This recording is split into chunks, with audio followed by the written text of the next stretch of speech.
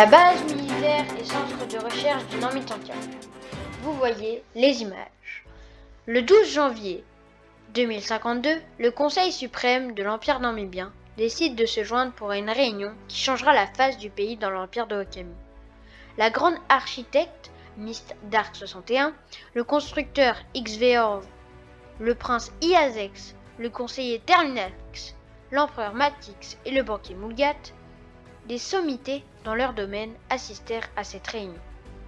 Le but de celle-ci était simple, affirmer la supériorité militaire de l'Empire namibien, et pour cela, une commande fut passée au grand architecte Mist Dark 61. La consigne qui lui fut transmise était très simple. Aucune limite. L'ensemble des ouvriers de l'Empire namibien travaillera d'arrache-pied à la création de ce monument. L'officier Mist Dark convoqua le Conseil suprême de l'Empire namibien pour exposer les plans de la future base militaire de l'Empire namibien. Centre névralgique de toutes les opérations qui mènera l'Empire namibien à la première place des forces militaires de l'Empire de Okami. La proposition du grand architecte fut acceptée à l'unanimité.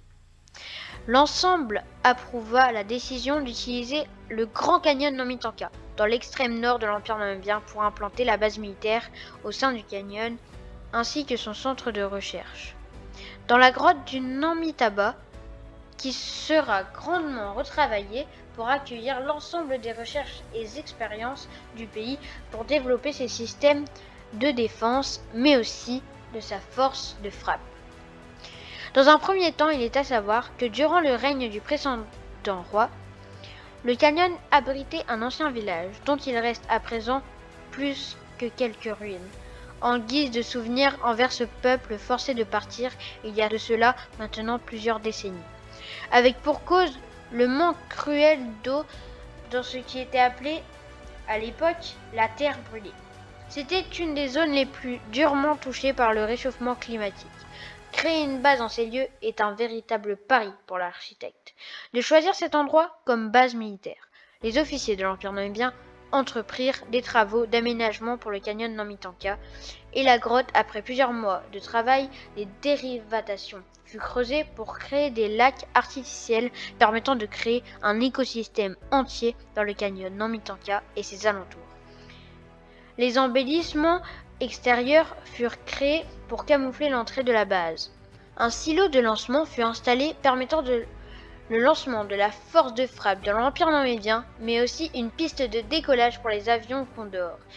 Des tours de garde furent bâtis, postes de surveillance avancés pour protéger les abords du canyon Namitanka. Une fois que l'ensemble des aménagements extérieurs réalisés, les équipes attaquèrent l'intérieur de la grotte, endroit où les chercheurs de l'Empire namibien pourront développer la puissance militaire et l'avancée technologique du pays.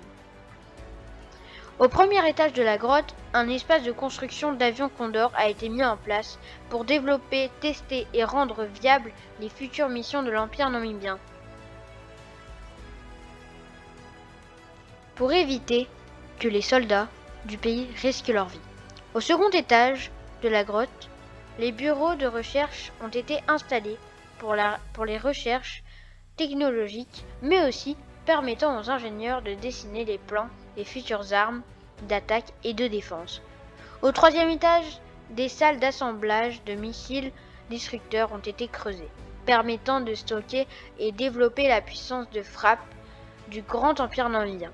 Le quatrième et dernier étage a été construit dans le but de raccorder le pays à l'électricité pour améliorer la performance défensive via des tourelles automatiques, mais aussi permettre de développer la puissance de tir de l'Empire namibien via la création de la plateforme de lancement de missiles.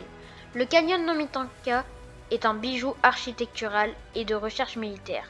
Nous félicitons alors Matix et tous les ouvriers qui ont participé à ce magnifique monument.